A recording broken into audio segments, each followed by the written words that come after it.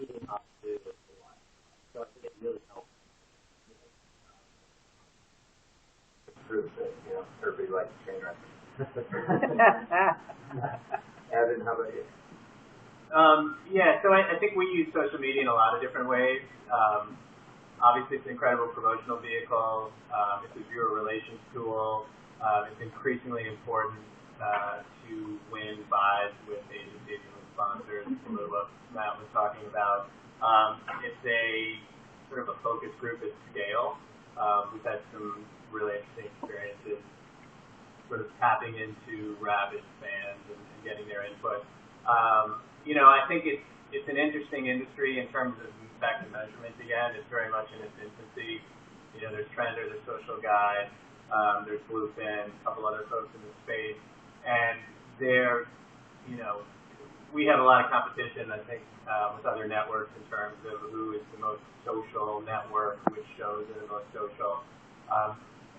I think the measurements are just going to get better with time and be able to actually provide you more insights versus sort of just what is the aggregate volume of conversation. I think social media is a very valuable tool, and I think too often people just think of it in sort of promotional terms, and that's largely because a lot of times social media grew out of marketing departments, a little bit like the way the web grew out of marketing departments originally, and then sort of grew into a full-fledged business and moved out of marketing. So yes, it's an important marketing tool, but I wouldn't think of it just in terms of that.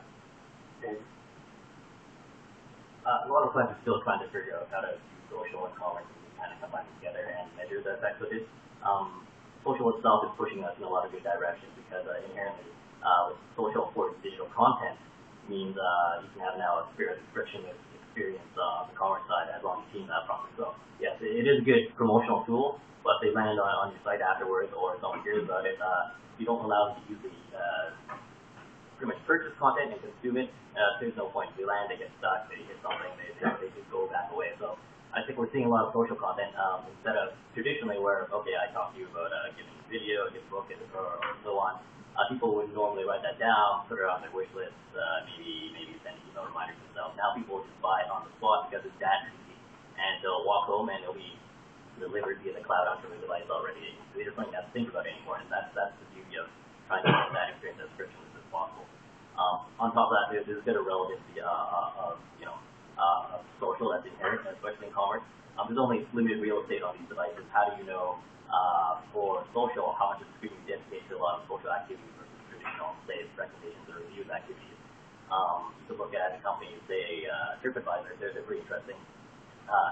They measure up a lot of your demographics. They try to compare people like you and recommend other things based on other people similar to you that have used certain hotels and trips and so on.